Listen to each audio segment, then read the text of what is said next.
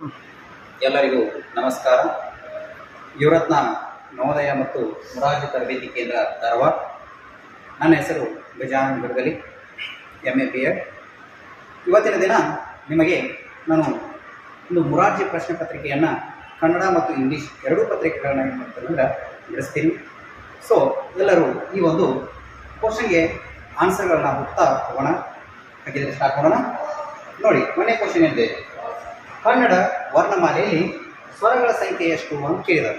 ನಮ್ಗೆ ಗೊತ್ತಿರಬೇಕು, ವರ್ಣಮಾಲೆಗಳಲ್ಲಿ ಒಂದು ಅಥವಾ ಎರಡು ಕ್ವಶನ್ಗಳನ್ನು ನಾವೇನು ಮಾಡ್ತಾರೆ ಅಂದ್ರೆ ಮೊರಾರ್ಜಿ ಪ್ರಶ್ನೆ ಪತ್ರಿಕೆ ಕೇಳ್ತಾರೆ. ಅದು ಕನ್ನಡ ವರ್ಣಮಾಲೆ ಒಟ್ಟು ವರ್ಣಮಾಲೆಗಳ ಸಂಖ್ಯೆ ಎಷ್ಟು ಅಂತ ಕೇಳ್ಬೋದು, ಸ್ವರಗಳ ಸಂಖ್ಯೆ ಎಷ್ಟು ಅಂತ ಕೇಳ್ಬೋದು, ಅಥವಾ ವ್ಯಂಜನಗಳ ಸಂಖ್ಯೆ ಎಷ್ಟು ಅಂತ ಕೇಳ್ಬೋದು, ಅಥವಾ ಅನುನಾಸಿಕಗಳ ಸಂಖ್ಯೆ ಎಷ್ಟು ಅಂತ ಕೇಳ್ಬೋದು, ಯೋಗವಾಹಕಗಳ ಸಂಖ್ಯೆ ಎಷ್ಟು ಕೇಳ್ಬೋದು. ಬರೀ ನಮ್ಗೇನು ಇರಬೇಕಂದ್ರೆ ಕನ್ನಡ ವರ್ಣಮಾಲೆಯಲ್ಲಿ 49 ಅಕ್ಷರಗಳದಲ್ಲ, ಅವನ್ನ ಸಪ್ರೇಟಾಗಿ ಸ್ವರಗಳು, ವ್ಯಂಜನಗಳು, ಯೋಗವಾಹಕಗಳು, ಅಲ್ಪ ಪ್ರಾಣಗಳು, ಮಹಾಪ್ರಾಣಗಳು, ಅನುನಾಸಿಕಗಳು, ಸೊ ಹೀಗೆ ಹಲವಾರು ರೀತಿಯಾದಂಥ ಕ್ವಶನ್ಗಳನ್ನ ಏನು ಮಾಡ್ತಾರಪ್ಪ ಅಂದ್ರೆ ಕೇಳ್ತಾರೆ. ಅದರಾಗಿ ಮೊದಲೇ ಕ್ವಶನ್ ನೋಡ್ರಿ, ಕನ್ನಡ ವರ್ಣಮಾಲೆಯಲ್ಲಿ ಸ್ವರಗಳ ಸಂಖ್ಯೆ ಎಷ್ಟು ಅನ್ನುವಂಥ ಒಂದು ಕ್ವಶನ್ ಅನ್ನು ನೀವು ಕೇಳ್ತಾರೋ, ಅವಾಗ ಇಲ್ಲಿ 13 B option, 34 C option, 25 D option, 49. Question ಮೊದಲು ಸರಿಯಾಗಿ ಅರ್ಥ ಮಾಡ್ಕೋಬೇಕು ನಾವು. ಏನು ಕೇಳಿದಾರು? ಕನ್ನಡ ವರ್ಣಮಾಲೆಯಲ್ಲಿ ಸ್ವರಗಳ ಸಂಖ್ಯೆ ಅಂತ ಕೇಳಿದಾರು. ನೋಡ್ರಿ, ವ್ಯಂಜನಗಳ ಸಂಖ್ಯೆ ಕೇಳಿಲ್ಲ, ಸ್ವರಗಳ ಸಂಖ್ಯೆ ಅಂತ ಕೇಳಿದಾರು. ಸ್ವರಗಳ ಸಂಖ್ಯೆ ಅಂತ ನೋಡ್ರಿ, ಈ 34 ಏನಂತ ಹೇಳ್ತೀವಿ ನಾವು, ವ್ಯಂಜನಗಳು ಅಂತ ಕರಿತೀವಿ. ಇಲ್ಲಿ ನೋಡ್ರಿ 25 ಯಾವಪ್ಪ ಅಂದ್ರೆ ಇವ ಏನಂತ ಕರಿತೀವಿ, ವರ್ಗೀಯ ವ್ಯಂಜನಗಳು ಅಂತ ಕರಿತೀವಿ. ಈ 49 ಏನಪ್ಪ ಅಂದ್ರೆ ವರ್ಣಮಾಲೆಗಳು. ಒಟ್ಟು ಕನ್ನಡದಲ್ಲಿ ಎಷ್ಟು ವರ್ಣಮಾಲೆಗಳು? 49. ಹಾಗಾದ್ರೆ ಉಳಿತ ಯಾವ್ದಂದ್ರೆ 13 ಇತ್ತು. ಹಾಗಾದ್ರೆ ಆನ್ಸರ್ ಯಾವ್ದು ಕರೆಕ್ಟಾ? 13. ಕನ್ನಡ ವರ್ಣಮಾಲೆಯಲ್ಲಿ ಸ್ವರಗಳ ಸಂಖ್ಯೆ 13 ಅನ್ನುವಂಥದ್ದನ್ನು ನಾವೇನು ಮಾಡಬೇಕಾಗೈತಿ, ತಿಳ್ಕೊಬೇಕಾಗೈತಿ. ಅದೇ ರೀತಿ ನೋಡ್ರಿ, ಎರಡನೇ ಕ್ವಶನ್ ಏನು ಕೇಳಿದಾರಪ್ಪ ಅಂದ್ರೆ, ಕನ್ನಡ ವರ್ಣಮಾಲೆಯಲ್ಲಿ ಅವರ್ಗೀಯ ವ್ಯಂಜನಗಳ ಸಂಖ್ಯೆ ಇದೆ. ಡಿಸ್ಕಷನ್ ಮಾಡುವಾಗ ಹೇಳಿದ್ದೆ ನಾನು. ಹಂಗಾರ ಅವರ್ಗೀಯ ವ್ಯಂಜನಗಳ ಸಂಖ್ಯೆ ಕೇಳ್ಯಾರ, ವರ್ಗೀಯ ವ್ಯಂಜನಗಳೆಲ್ಲ ಅರ್ಥ ಮಾಡ್ಬೇಕು. ವಿದ್ಯಾರ್ಥಿಗಳಾದವರು ಮೊದಲು ಪ್ರಶ್ನೆಯನ್ನು ಸರಿಯಾಗಿ ಹುಡ್ಕೋಬೇಕು. ಅದೇನು ಕೇಳಾರು? ಅವರ್ಗೀಯ ವ್ಯಂಜನಗಳ ಸಂಖ್ಯೆ ಅಂತ ಕೇಳಿದ್ದಾರೆ. ನಮ್ಗೆ ಗೊತ್ತಿರಲಿ, ಇಲ್ಲಿ 25 ಅನ್ನುವಂಥದ್ದು ವರ್ಗೀಯ ವ್ಯಂಜನಗಳ ಸಂಖ್ಯೆ ಆಗಿದ್ರೆ, ಇಲ್ಲಿ 34 ಏನಪ್ಪಾ ಅಂದ್ರೆ ವ್ಯಂಜನಗಳ ಸಂಖ್ಯೆ ಆಗಿರ್ತಾರ. ಈ 9 ಏನಾಗಿರ್ತೈತಪ್ಪ ಅಂದ್ರೆ ಅವರ್ಗೀಯ ವ್ಯಂಜನಗಳು ಆಗಿರ್ತಾವು. ಜೊತೆಗೆ ಆನ್ಸರ್ ಯಾವ್ದು ಕರೆಕ್ಟ್ ಆಗತಿ? ಡಿ ಕರೆಕ್ಟ್ ಆಗತಿ. ನಾವು ಈ ಆಪ್ಷನ್ ಅನ್ನ ರೈಟ್ ಹೊಡಿಬೇಕಾಗತಿ. ಮೂರನೇ ಕ್ವಶನ್ ನೋಡೋಣ. ಆಗಿದ್ರೆ ನೋಡ್ರಿ, ಕನ್ನಡ ವರ್ಣಮಾಲೆ ಯೋಗವಾಹಕಗಳ ಸಂಖ್ಯೆ ಅಂತ ಕೇಳಿರಲಿ. ನಮ್ಗೆ ಗೊತ್ತಿರ್ಬೇಕು, ಯೋಗವಾಹಕಗಳು ಅಂದ್ರೆ ಯಾವ ಬರ್ತಾವೆ? ಯೋಗವಾಹಕಗಳಲ್ಲಿ ಎಷ್ಟು ಪ್ರಕಾರಗಳು ಗೊತ್ತಿರಬೇಕು. ಯೋಗವಾಹಕದಲ್ಲಿ ಅನುಸ್ವಾರ ಮತ್ತು ವಿಸರ್ಗ ಅನ್ನುವಂಥ ಬರ್ತಾವೆ. ಅನುಸ್ವಾರವನ್ನ ನಾವೇನಂತ ಹೇಳಿದ್ರ, ಅನುಸ್ವಾರವನ್ನ ಅಮ್ ಅಂತ ಕರೆದ್ರ, ವಿಸರ್ಗವನ್ನ ಏನಂತ ಕರಿತೀವಿ ನಾವಿಲ್ಲಿ? ಆಹಾ ಅಂತ ಕರಿತೀವಿ. ಹಂಗಾರೆ ಯೋಗವಾಹಕ ಸಂಖ್ಯೆ ಎಷ್ಟು? ಸಿ ಆಪ್ಷನ್ 2 ಅನ್ನುವಂಥದ್ದು ನಮ್ಗೆ ಗೊತ್ತಿರಬೇಕಾಗೈತಿ. ಅದಕ್ಕಾಗಿ ಈಗ 4ನೇ ಕ್ವಶನ್ ನೋಡ್ರಿ, ಕನ್ನಡ ವರ್ಣಮಾಲೆಯಲ್ಲಿ ಏನೋ ಕೇಳಕತ್ತೀರಿ. ಕನ್ನಡ ವರ್ಣಮಾಲೆಯಲ್ಲಿ ಅನುನಾಸಿಕಗಳ ಸಂಖ್ಯೆ. ಮೊದಲು ಅನುನಾಸಿಕ ಎಂದರೇನು ಗೊತ್ತಿರ್ಬೇಕು ನಮ್ಗೆ. ಅಲ್ಪಪ್ರಾಣ, ಮಹಾಪ್ರಾಣ, ಅನುನಾಸಿಕ, ಇವು 3 ಏನಪ್ಪಾ ಅಂದ್ರೆ ವರ್ಗೀಯ ವ್ಯಂಜನಗಳ ಒಂದು 3 ಪ್ರಕಾರಗಳಾಗಿರ್ತಾವು. ಅದಕ್ಕಾಗಿ ಇದು ಅನುನಾಸಿಕ ಅಂದ್ರೆ ಏನ, ಮೂಗಿನ ಸಹಾಯದಿಂದ ಉಚ್ಚರಿಸಲ್ಪಡುವ ಸಂಖ್ಯೆಗಳನ್ನು ನಾವೇನಂತ ಕರಿತೀವಪ್ಪ ಅಂದ್ರೆ ಅನುನಾಸಿಕಗಳು ಅಂತ ಕರಿತೀವಿ. ಹಾಗಿದೆ ಅನುನಾಸಿಕಗಳು ಅಂದಾಗ 5ನೇ ಲೈನ್ ನೋಡ್ರಿ, ಆಪ್ಷನ್ ಎ ಅಂತ 10 ಐತಿ, ಆಪ್ಷನ್ ಬಿ 4 ಐತಿ, ಆಪ್ಷನ್ ಸಿ 5 ಐತಿ, ಆಪ್ಷನ್ ಡಿ ಏನೈತಿ 13 ಐತಿ. ನಮಗೇನು ಗೊತ್ತಿರ್ಬೇಕಂದ್ರೆ ಅನುನಾಸಿಕಗಳಂದ್ರೆ ಆ ಒಂದು ವ್ಯಂಜನಗಳಲ್ಲಿ 5ನೇ ಸಾಲು ಅಂದ್ರೆ ಮಾತು ಬರಲ್ಲ. ಸೊ ಅವು ಏನಾಗಿರ್ತಾವಪ್ಪ ಅಂದ್ರೆ ಅನುನಾಸಿಕಗಳಾಗಿರ್ತಾವ ಅನ್ನುವಂಥದ್ದು ನಮ್ಗೆ ಆನ್ಸರ್ ಗೊತ್ತಿರಬೇಕು. ಅದಕ್ಕೆ ಸ್ವಲ್ಪ ಸರಿಯಾಗಿ ನೋಡ್ಕೊರಿ. ಇದು ಏನಾದ್ರೆ ಮೊರಾರ್ಜಿ ಪರೀಕ್ಷೆಯಲ್ಲಿ ಕೇಳಬಹುದಾದಂಥ ಪ್ರಶ್ನೆಗಳು ಇವು. ಕನ್ನಡ ಮಾಲೆಗಳಲ್ಲಿ ಕೇಳಬಹುದಾದಂಥ ಪ್ರಶ್ನೆಗಳು 4. ನೆಕ್ಸ್ಟ್ ನೋಡ್ರಿ, ಇಲ್ಲಿ ಲಿಂಗಗಳ ಬಗ್ಗೆ ಕೇಳ್ತಾರೆ. ಸ್ತ್ರೀಲಿಂಗ ಮತ್ತು ಪುಲ್ಲಿಂಗ ಲಿಂಗಗಳಲ್ಲಿ 2 ಪ್ರಕಾರಗಳನ್ನು ನೋಡ್ತೀವಿ. ಒಂದೇದು ಯಾವ್ದ? ಸ್ತ್ರೀಲಿಂಗ, ಒಂದೇದು ಪುಲ್ಲಿಂಗ, ಇನ್ನೊಂದು ಯಾವಪ್ಪ ಅಂದ್ರೆ ಇಲ್ಲಿ ಸ್ತ್ರೀಲಿಂಗ ಅನ್ನುವಂಥದ್ದು. ಹಾಗಿದ್ರ ಪುಲ್ಲಿಂಗ ಅಂದ್ರೆ ಏನ, ಗಂಡಸು ಎಂಬ ಹೆಸರನ್ನು ಹೊಂದಿರುವಂತಹ ಪದವಿ ಏನಾಗಿರ್ತೈತಿ, ಪುಲ್ಲಿಂಗ ಆಗಿರ್ತೈತಿ. ಸ್ತ್ರೀಲಿಂಗ ಅಂದ್ರೆ ಹೆಣ್ಣು ಮಕ್ಕಳ ಹೆಸರನ್ನು ಹೊಂದಿರುವಂತಹ ಪದಗಳೇ ಇಲ್ಲಿ ಸ್ತ್ರೀಲಿಂಗ. ಹೆಣ್ಮಕ್ಳಿದ್ರು ಅದು ಸ್ತ್ರೀಲಿಂಗ, ಗಂಡು ಮಕ್ಳಿದ್ರು ಅದು ಪುಲ್ಲಿಂಗ. ಬಟ್ ಕ್ವಶನ್ ಆ ರೀತಿ ಕೇಳಲ್ಲ. ಅವರು ಕವಿತೆಯನ್ನು ಬರೆಯುವನು ಕವಿ ಅಂತಾಗಿದ್ರೆ ಆ ಕವಿತೆಯನ್ನು ಬರೆಯುವವಳು ಯಾರಾಗಿರ್ತಾರೋ ಅನ್ನೋಂಥ ಕೇಳ್ತಾರೋ. ಇಲ್ಲಿ ಒಂದು ಎಕ್ಸಾಂಪಲ್ ಕೇಳ ನೋಡಿ, 5ನೇದ ಕವಿ ಈ ಪದದ ಸ್ತ್ರೀಲಿಂಗ ರೂಪ. ಬಹಳ ಜನ ಏನ್ ಮಾಡ್ತೀರ ಅಂದ್ರೆ ಬಹುವಚನ ರೂಪ ಮಾಡಿಬಿಡ್ತೀರ. ಅದು ಸ್ತ್ರೀಲಿಂಗ ರೂಪ ಅಂದ ತಕ್ಷಣ ನಾವು ಸ್ತ್ರೀಲಿಂಗ ರೂಪನೇ ನೋಡ್ಬೇಕಲ್ಲಿ. ಅದಕ್ಕಾಗಿ ಏನು ಮಾಡ್ತೀವಿ, ನೀವು ಬಹುವಚನ ನೋಡಿದ್ರೆ ಈ ಆಪ್ಷನ್ ರೈಟ್ ಮಾಡಿಬಿಡ್ತೀರಿ, ಕವಿಗಳು ಅಂತಂದು. ಸೊ ಅದಾಗಲ್ಲ, ಇಲ್ಲಿ ಆಪ್ಷನ್ ನೋಡ್ಕೋಬೇಕು. ಕವಿಗಳು, ಬಿ ಕವಿಯತ್ರಿ, ಸಿ ಕವಿಗಾರ, ಡಿ ಏನಾಗೈತಿ ಕವಿಗಾತಿ ಅಂತ. ಹಂಗಾರ ಇಲ್ಲಿ ಕವಿ ಅನ್ನುವಂಥದ್ದು ಇಲ್ಲಿ ಏನ ಬಿ ಆಪ್ಷನ್ ಕರೆಕ್ಟ್ ಆಗತಿ. ಕವಿತ್ರಿ ಅನ್ನುವಂಥದ್ದು ಇಲ್ಲಿ ಸ್ತ್ರೀಲಿಂಗ ರೂಪ ಆಗ್ತತಿ. ಅದಕ್ಕಾಗಿ ನಾವು ಸರಿಯಾಗಿ ಮೊದಲು ಕ್ವಶನ್ ಅನ್ನ ಓದ್ಕೋಬೇಕು. ಅದಕ್ಕೆ ತಕ್ಕಂತ ಉತ್ತರವನ್ನ ನಾವೇನ್ ಮಾಡಬೇಕು ಅಂದ್ರ ಆ ಕ್ವಶನ್ ಅಲ್ಲಿ ಹುಡುಕಬೇಕಾಗ್ತತಿ. ಸರಿಯಾದ ಉತ್ತರವನ್ನ ನಾವು ಟಿಕ್ ಹಾಕಿ ಅದ್ರ ವಯ ಮಾಡಿದಾಗ ತುಂಬಬೇಕಾಗತಿ. ಅಂದಾಗ ಮಾತ್ರ ನಿಮ್ಗೆ ಏನ್ ಮಾಡ್ತತಿ ಅಲ್ಲೊಂದು ಅಂಕ ಸಿಗ್ತತಿ. ಬಹಳಷ್ಟು ಈಸಿ ಇರುವಂತಹ ಕ್ವಶನ್ ಗಳನ್ನ ನಾವ್ ಏನ್ ಮಾಡಬಾರ್ದು ಅಂದ್ರ ತಪ್ಪು ಮಾಡಬಾರ್ದು. ಯಾವ ನಮ್ಗೆ ಈಸಿ ಅನ್ಸಲ್ವೋ ಅಂತವನ್ನ ಒಂದು ಭಾಳ ವಿಚಾರ ಮಾಡ್ಬೇಕು ಹೊರತಾಗಿ ಇಂತಲ್ಲೇ ನೀವೇನಾದ್ರೂ ಮಿಸ್ಟೇಕ್ ಮಾಡ್ಕೊಂಡು ತಪ್ಪು ಹಾಕಿದ್ರಿ ಅಂದ್ರೆ ನಿಮ್ಗೆ ಇಲ್ಲಿ ಸ್ಕೋರ್ ಏನಾಗೈತಪ್ಪ ಅಂದ್ರೆ ಕಮ್ಮಿ ಆಗ್ತಾ ಹೋಗ್ತದೆ. ಹಾಗಿದ್ರೆ ನೋಡ್ರಿ, ನಾಲ್ಕನೇ ಕ್ವಶನ್ ಏನೈತಿ, ಲಿಂಗಗಳಲ್ಲಿ ಎಷ್ಟು ಪ್ರಕಾರಗಳು ಅಂತ ನಾಲ್ಕನೇ ಹೇಳಿದ್ನ. ಲಿಂಗಗಳಲ್ಲಿ 2 ಪ್ರಕಾರಗಳು ಅಂತ ಹೇಳಿದ್ನಿ. ಹಾಗಾದ್ರೆ ಆಪ್ಷನ್ ಯಾವ ಕರೆಕ್ಟ್ ಇಲ್ಲಿ? ಸಾರಿ, ಲಿಂಗಗಳಲ್ಲಿ ಎಷ್ಟು ಪ್ರಕಾರಗಳು ನೋಡಿ, ಸ್ತ್ರೀಲಿಂಗ, ಪುಲ್ಲಿಂಗ, ನಪುಂಸಕಲಿಂಗ ಮತ್ತು ಸಾಮಾನ್ಯ ಲಿಂಗ. ಎಷ್ಟಾಯ್ತು? ಒಟ್ಟು 4 ಲಿಂಗಗಳು ಬರ್ತಾವು. ಸೊ 4 ಲಿಂಗಗಳಂತ ಇಲ್ಲಿ ಕರಿಬೇಕಾಗತಿ. ಅದೇ ರೀತಿ ನೋಡ್ರಿ,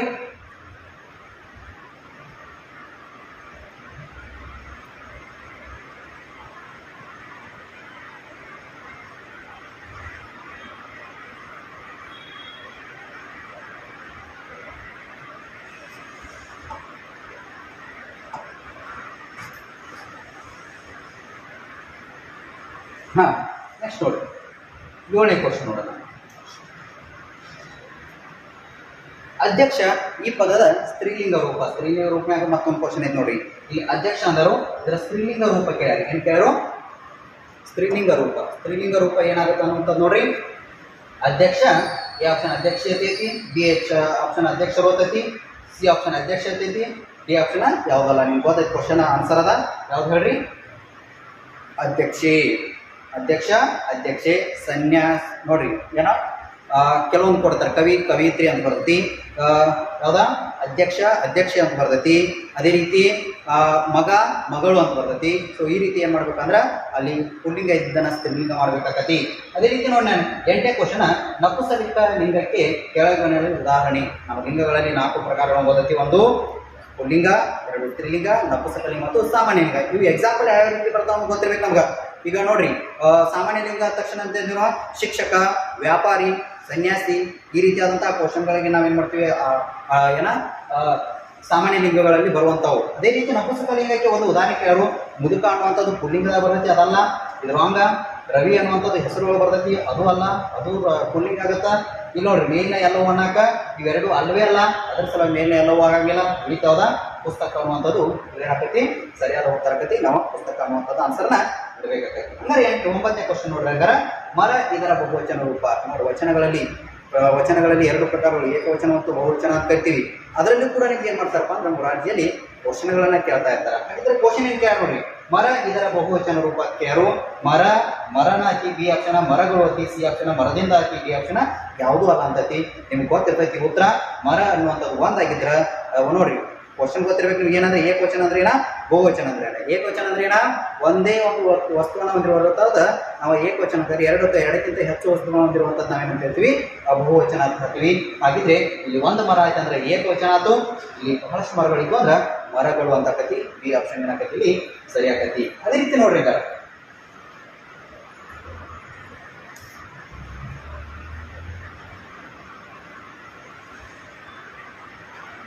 ಲಾಸ್ಟ್ ಕ್ವಶನ್ ನೋಡಿ.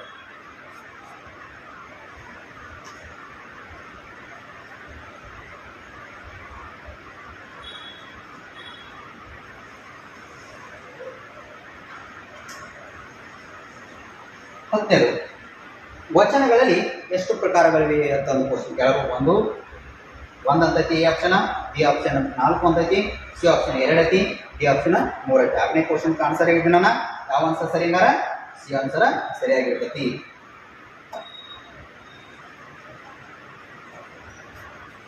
ಎರಡು ಅಂತಂದ ನಾವು ಉತ್ತರ ಹಾಕ್ಬೇಕಾಗೈತಿ.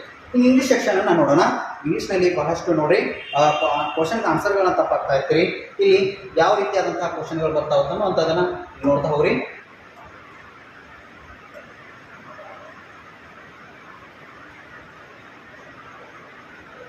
ಒಂದೇ ಕ್ವಶನ್ ನೋಡಿದ್ರೆ,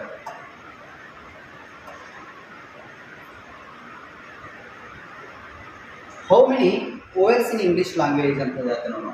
ಇಂಗ್ಲೀಷ್ ಲೆಟರ್ ಅಂತ ನಾವು ಇಂಗ್ಲೀಷ್ನಲ್ಲಿ ಎಷ್ಟು ಸ್ವರಗಳಿವೆ, ಇಂಗ್ಲೀಷ್ನಲ್ಲಿ ಎಷ್ಟು ವ್ಯಂಜನಗಳಿವೆ, ಇಂಗ್ಲೀಷ್ನಲ್ಲಿ ಲೆಟರ್ಸ್ಗಳ ಸಂಖ್ಯೆ ಎಷ್ಟು, ಅಕ್ಷರಗಳ ಸಂಖ್ಯೆ ಎಷ್ಟು ಅಂತ ಅದ 3 ರೀತಿಯಾದಂಥ ಕ್ವಶನ್ ಕೇಳ್ತಾರೆ. How many words are there in English, how many consonants are there in English, how many letters are there in English ಅಂದಾಗ ನಮ್ಗೆ ಗೊತ್ತಿರಬೇಕು 26 ಅನ್ನುವಂಥದ್ದು ಇದು ಏನಪ್ಪ ಅಂದ್ರೆ ಲೆಟರ್ಸ್ ಅನ್ನುವಂಥದ್ದನ್ನು ನಾವು ಆನ್ಸರ್ ಮಾಡಬೇಕಾಗತ್ತಿ.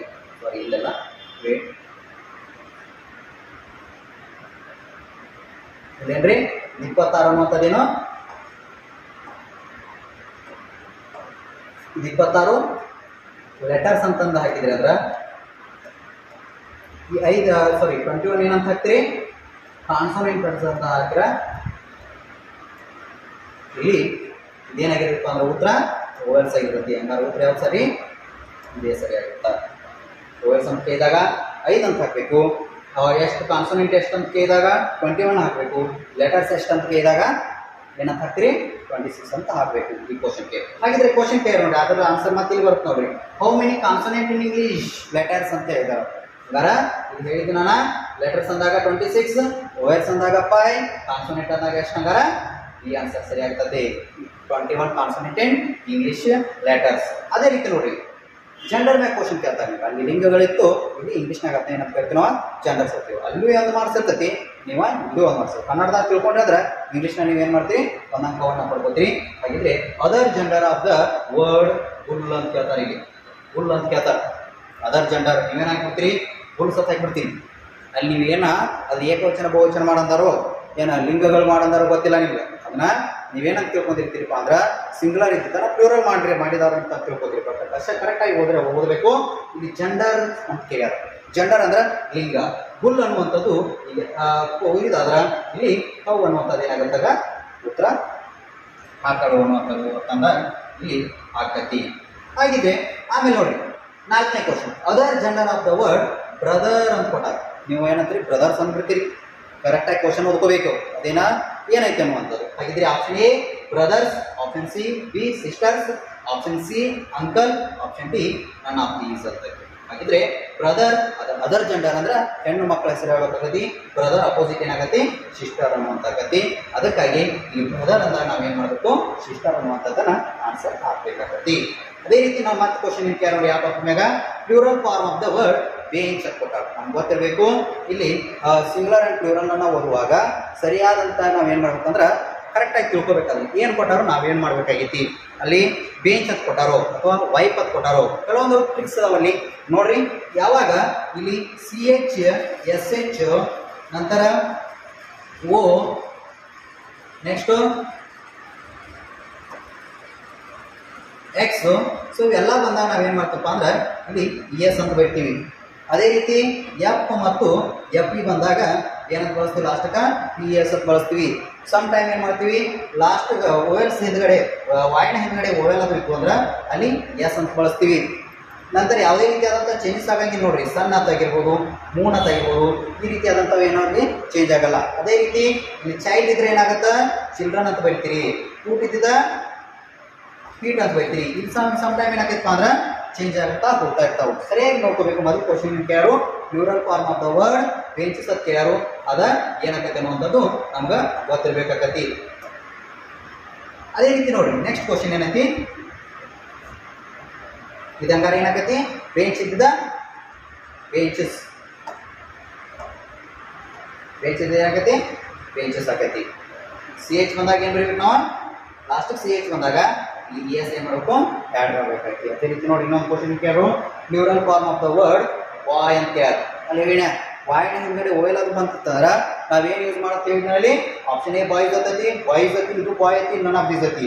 ಇದರ ಲಾಸ್ಟಿಗೆ ಏನು ಬರಬೇಕು ಇಲ್ಲಿ ಎಸ್ ಬರಬೇಕು. ಅದೆಲ್ಲ ಆಪ್ಷನ್ ಐತಿ ಎ ಒಳಗೈತಿ. ಅದಕ್ಕೆ ನಾವೇನು ಮಾಡ್ತೀವಿ ಬಾಯ್ಸ್ ಅನ್ನುವಂಥದ್ದನ್ನು ನಾವೇನ ಉತ್ತರವನ್ನು ಹಾಕ್ತೀವಿ. ಅದ್ರ ಸಲುವಾಗಿ ತಿಳ್ಕೊಬೇಕು. ಆಮೇಲೆ ನೋಡ್ರಿ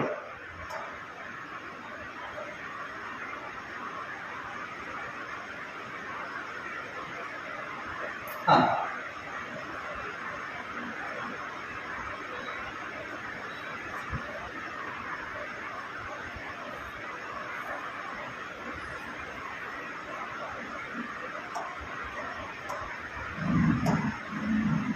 ನೆಕ್ಸ್ಟ್ ಕ್ವಶನ್ ನೋಡಿ Kannada meaning of the word ancient ಅಂತ ಕೇಳ.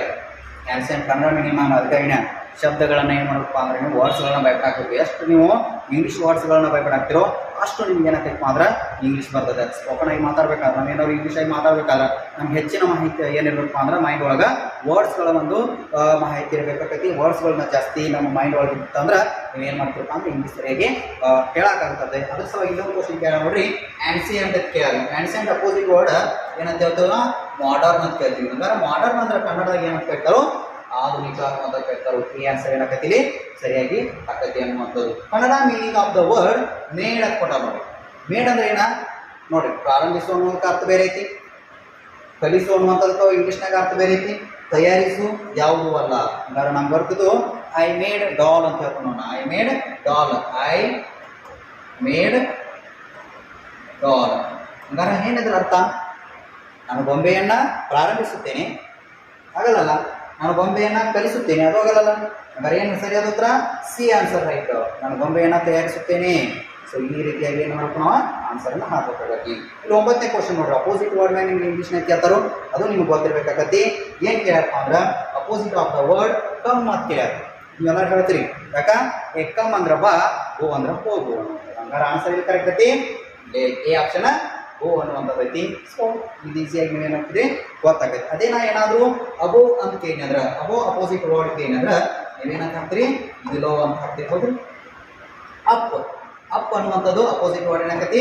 ಡೌನ್ ಅಂತ ಆಕತಿ. ಸೊ ಇದು ನಿಮ್ಗೆ ಗೊತ್ತಾಕತಿ. ಹಾಗಿದ್ರೆ ಲಾಸ್ಟ್ ಒನ್ ನೋಡ್ರಿ, 10ನೇ ಕ್ವಶನ್ ನೋಡೋಣ. Rhyme with the word bat. Rhymes ಅಂದ್ರೆ ಏನಿಲ್ಲಿ ಪ್ರಾಸ ಪದಗಳು ಒಂದೇ ಅರ್ಥವನ್ನ ನೋಡಿ. ಇಲ್ಲಿ ಅರ್ಥ ಬೇರೆ ಬೇರೆ ಆಗಿದ್ದು ಪ್ರೊನೌನ್ಸಿಯೇಷನ್ ಏನಾಗಿರ್ತೈತಪ್ಪ ಅಂದ್ರೆ ಒಂದೇ ರೀತಿಯಾಗಿರ್ತೈತಿ. ಅಂಥವಕ್ಕೆ ಏನಂತ ಕರಿತೀವಪ್ಪ ಅಂದ್ರೆ ನಾವಿಲ್ಲಿ ರೈಮಿಂಗ್ ವರ್ಡ್ಸ್ ಅಂತ ಕರಿತೀವಿ. ಹಾಗಿದ್ರೆ ಇದು ಯಾವ ರೈಮ್ ಕೇಳ ನೋಡ್ರಿ, ಇಲ್ಲಿ rhyme with the word bat ಅಂತ ಕೇಳ. ಇದೇ ರೀತಿಯಾದಂತಹ ಒಂದು ಪ್ರೊನೌನ್ಸಿಯೇಷನ್ ಕೊಡುವಂತಹ ಶಬ್ದ ಏನೈತಿ ಹುಡುಕಾಡ್ಬೇಕಷ್ಟ ಹೊರತಾಗಿ ನಾವೇನು ಬಹಳಷ್ಟಲ್ಲಿ ನೋಡಕ್ ಹೋಗ್ಬಾರ್ದು. ಇಲ್ಲಿ ಬ್ಯಾಟ್ ಐತಿ, ಇದೇ ರೀತಿಯ ಅರ್ಥವನ್ನ ಯಾವ ಕೊಡುವಂಥದ್ದು ನೋಡಿ. ಈ ಬದಕ್ಕೆ ಇದಲ್ಲ, ಇವು ಡಬಲ್ ಓ ಬಂದವು ಇದು ಅಲ್ಲ, ಕೆ ಬದಕ್ಕೆ ಇದು ಅಲ್ಲ. ಹಂಗಾರೆ ನಡು ಸೆಂಟರ್ದಾಗ ಎ ಐತಿ, ಇದು ಕೂಡ ಐತಿ. ಇದನ್ನ ಬ್ಯಾಟ್ ಹಾಕೋದ್ರೆ ಇದನ್ನ ಏನು ಹಾಕೋತೀವಿ ನಾವು? ಮ್ಯಾಟ್ ಹಾಕೋತೀವಿ. ಹಂಗಾರೆ ಯಾವ್ದು ಸರಿ ಉತ್ತರ ಆಯ್ತು?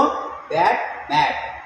ಸಿಟ್ ಕಿಟ್, ಫುಡ್ ಫುಡ್, ಹ್ಯಾವ್ ಸಾರಿ ಯಾವ್ದಾ ಲೈಟ್ ಬ್ರೈಟ್, ಕಿಲ್ ವಿಲ್. ಈ ರೀತಿ ಏನು ಮಾಡ್ಬೋದು ಟೈಮಿಂಗ್ ವರ್ಡ್ಸ್ಗಳನ್ನ ಇಲ್ಲಿ ಹೇಳ್ಬೋದಾಗುತ್ತೆ. ಈ ಎಲ್ಲ 10 ಕನ್ನಡ ಪ್ರಶ್ನೆಗಳು ಮತ್ತು 10 ಇಂಗ್ಲೀಷ್ ಪ್ರಶ್ನೆಗಳನ್ನ ನಿಮಗೋಸ್ಕರ ಇಲ್ಲಿ ಮೊರಾರ್ಜಿ ವಿದ್ಯಾರ್ಥಿಗೋಸ್ಕರ ಏನು ಮಾಡಿಪ್ಪ ಅಂದ್ರೆ ಡಿಸ್ಕಷನ್ ಮಾಡೈತಿ. ನಿಮಗೇನಾದರೂ ಈ ಒಂದು ವಿಡಿಯೋ ಇಷ್ಟವಾದಲ್ಲಿ ಲೈಕ್ ಮಾಡಿ ಮತ್ತು ಕಮೆಂಟ್ ಮಾಡಿ ಅಂತ ಹೇಳುತ್ತಾ ಈ ಒಂದು ಮುಂದಿನ ಒಂದು ಕ್ಲಾಸನ್ನು ನಿಮ್ಗೆ ಆದಷ್ಟು ಬೇಗ ಹೇಳ್ತೀನಿ. ಅಲ್ಲಿವರೆಗೂ ಎಲ್ಲರಿಗೂ ಧನ್ಯವಾದಗಳು. ನಮಸ್ಕಾರ.